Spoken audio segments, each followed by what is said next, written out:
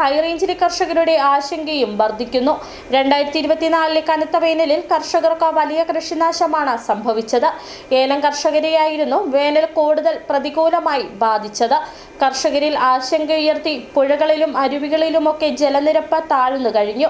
വേനൽ മഴ പെയ്യുന്നത് വൈകിയാൽ ജില്ലയുടെ കാർഷിക മേഖല കൂടുതൽ പരുങ്ങലിലാകും.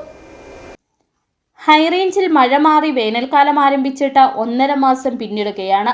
ഡിസംബർ അവസാന വാരമായിരുന്നു മഴ ലഭിച്ചത്. വേനൽ കനത്ത് തുടങ്ങിയതോടെ ഹൈറേഞ്ചിൽ കർഷകരുടെ ആശങ്കയും വർദ്ധിച്ചു.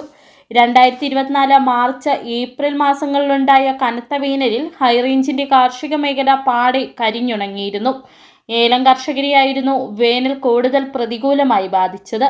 ഏലച്ചെടികൾ ഒന്നുപോലുമില്ലാതെ ഉണങ്ങി നശിച്ച തോട്ടങ്ങൾ ഹൈറേഞ്ചിലുണ്ടായി. ഇത് കഴിഞ്ഞ വർഷത്തെ ഏലക്ക ഉൽപാദനത്തെ പ്രതികൂലമായി ബാധിച്ചു. മറയൂരിൽ കരിമ്പ് കൃഷിയും പച്ചക്കറികളും 2024 കനത്ത വേനലിൽ ഉണങ്ങി നശിച്ചിരുന്നു.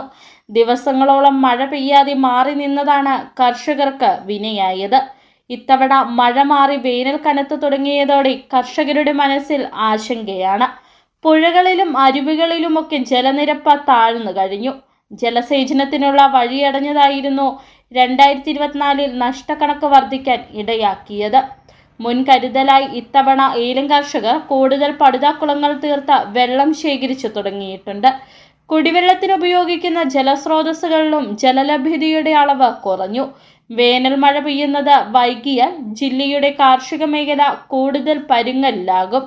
അന്തരീക്ഷ താപനില വലിയ തോതിൽ ഉയർന്നാൽ കാർഷിക മേഖല കൂടുതൽ കരിഞ്ഞുണങ്ങും.